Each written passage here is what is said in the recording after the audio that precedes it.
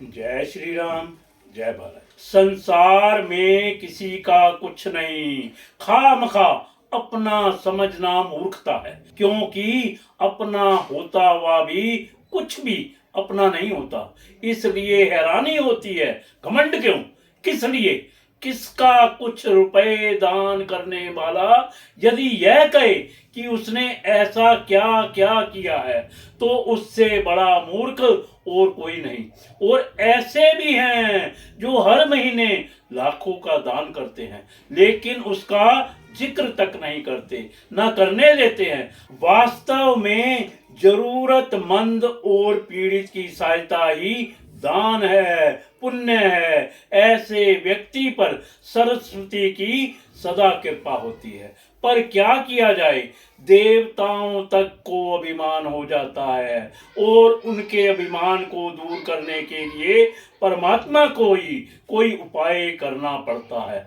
गरुड़, सुदर्शन चक्र तथा सत्यभामा को भी अभिमान हो गया था, और भगवान श्री कृष्ण ने उनके अभिमान को दूर करने के लिए श्री हनुमान जी की सहायता ली थी। श्री कृष्ण ने अपनी पत्नी सत्यभामा को स्वर्ग से पारिजात लाकर दिया था, और वह इसलिए अपने आप को श्री कृष्ण की अत्यंत प्रिया और अति सुंदरी मानने लगी थी। सुदर्शन चक्र को यह अभिमान हो गया था कि उसने इंद्र के वज्र को निष्कर्ष किया था। वह लोकालोक में अंधकार को दूर कर सकता है।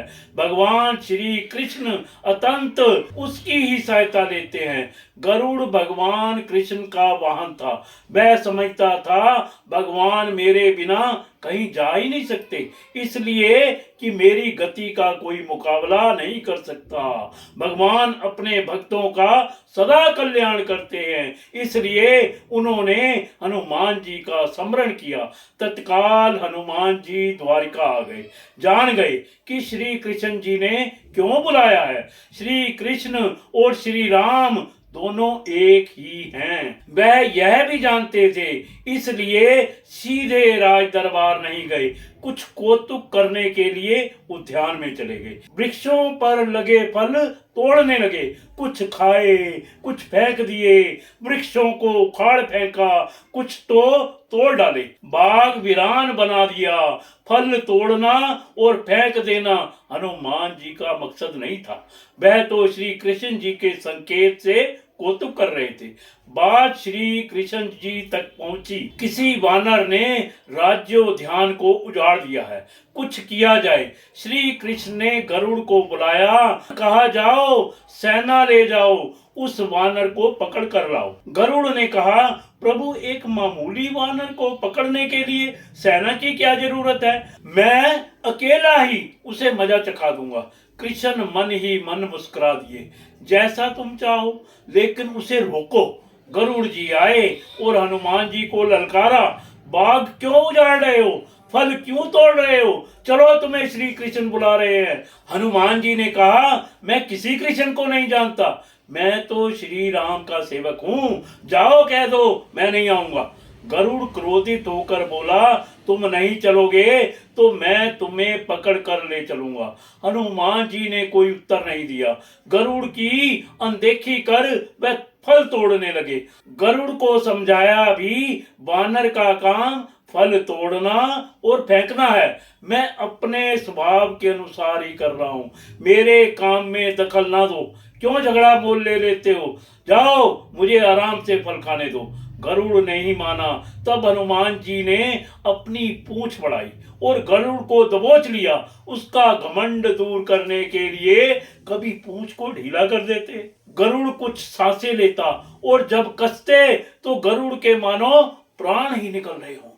हनुमान जी ने सोचा, भगवान का वाहन है, प्रहार भी नहीं कर सकता, लेकिन इसे सबक तो सिखाना ही होगा।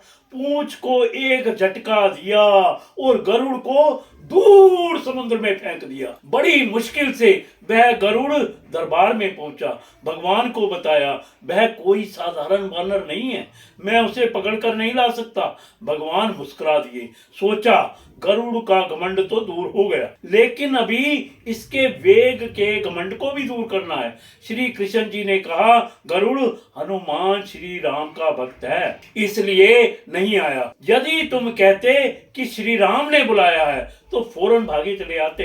हनुमान अब मलय पर्वत पर चले गए हैं, तुम तेजी से जाओ और उससे कहना कि श्री राम ने बुलाया है।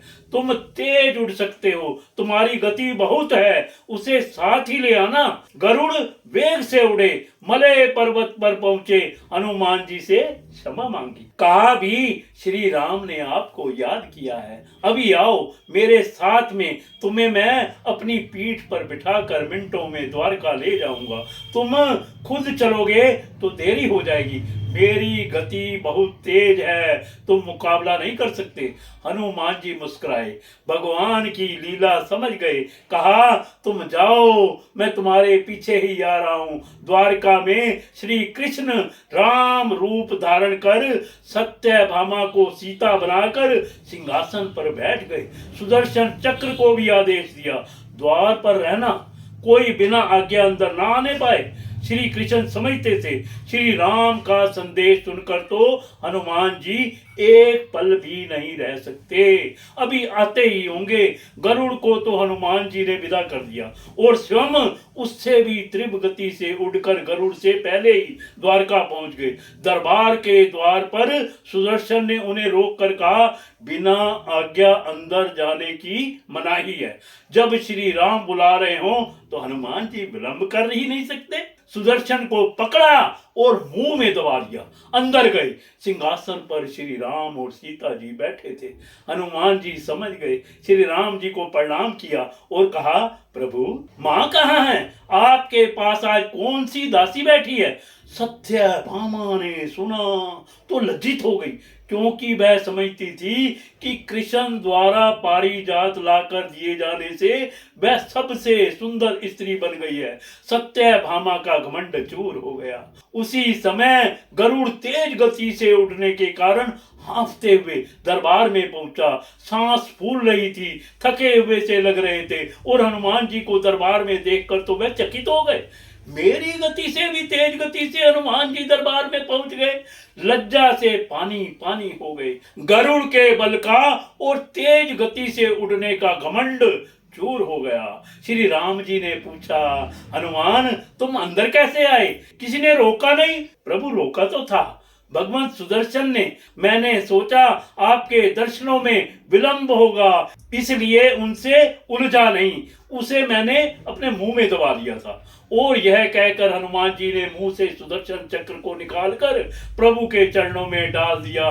तीनों के घमंड चूर हो गए। श्री कृष्ण नहीं चाहते थे। श्री कृष्ण ने हनुमान जी को गले से लगाया, हृदय से हृदय की बात हुई और उन्हें विदा कर दिया। परमात्मा अपने भक्तों में, अपने निकटस्थों में अभिमान रहने नहीं देते। श्री कृष्ण सत्यभामा, गरुड़ और सुदर्शन चक्र का घमंड दूर ना करते तो परमात्मा के निकट रह ही नहीं सकते थे। और परमात्मा के निकट वही रह सकता है जो मैं और मेरी से रहित है। श्री राम से जुड़े व्यक्ति में कभी अभिमान हो ही नहीं सकता। ना श्री राम में अभिमान था, ना उनके भक्त हनुमान जी में। ना श्री राम ने कहा था मैंने किया है और ना हनुमान जी ने कहा मैंने किया है, इसलिए दोनों एक हो गए, ना अलग थे ना अलग रहे। जय श्री राम, जय भारत।